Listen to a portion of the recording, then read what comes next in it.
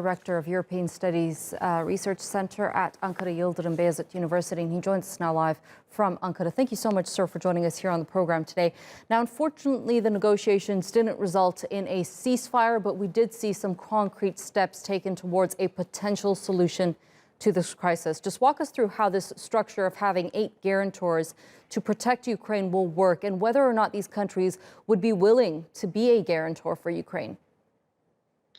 Well, that's part of the ultimate deal, and it looks like, however promising and important those early negotiations are, that there is still a way for nailing out the details of that process.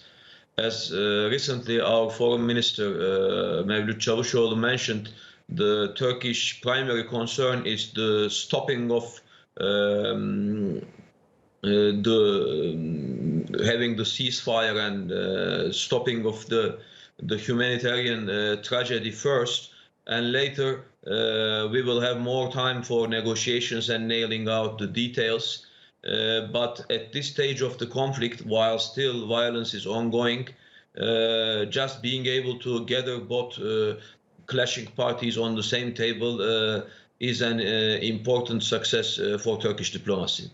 It is indeed. And we did hear, as you mentioned, the humanitarian and refugee crisis be a topic of concern. And we are seeing a various humanitarian corridors, rather, open for the safe evacuation of people. But it's also been used as a tool by Russia to make Ukrainians surrender cities like Mariupol. Can we see that happen more and more as this conflict unfolds? Well, that's an important question, and evidently that has become with some examples, some grim examples on the field with humanitarian tragedy. Part of these talks is to prevent such happenings, and while having room for humanitarian corridors, that shouldn't be interpreted as the rest is just up for blank bombing or so on. By ceasefire, Turkey's efforts are comprehensive. I mean, to have ceasefire all around and as comprehensive as possible, and with minimum civilian casualties. Mariupol is a very strong example, which is not in line with those efforts. But in other theaters, perhaps Turkish efforts can be more conclusive, also taking lessons from Mariupol as well. Do you think the millions of people that have been displaced could go back home in the near future at all?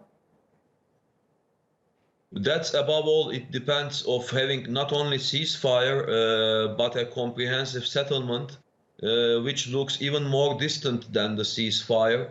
Only after that, after having a lasting peace, which is also among the long-term Turkish objectives for the mediation, after having that, we can talk about safe return of Ukrainians.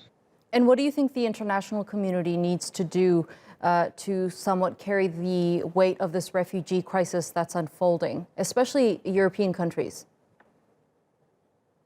We can have a twofold approach.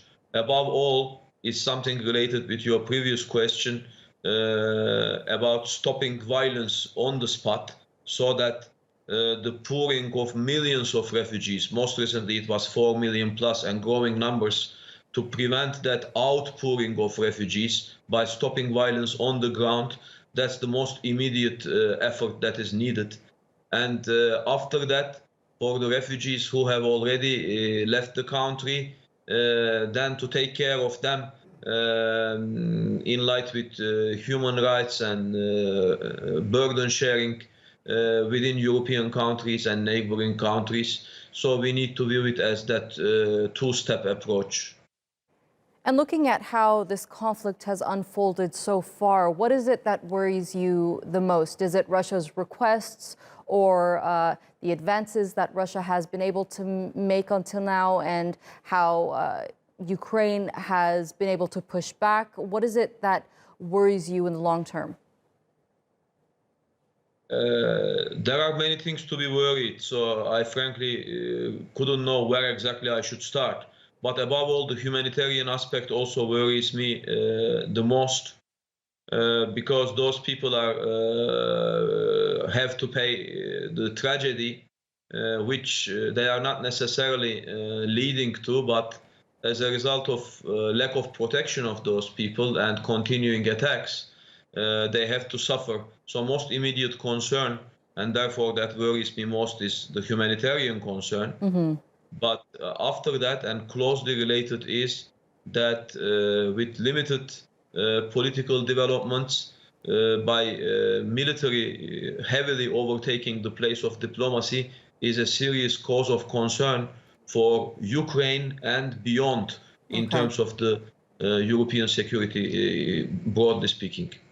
All right, Giray Sadik, it was a pleasure speaking to you here on the NewsHour. Thank you so much for giving us that insight.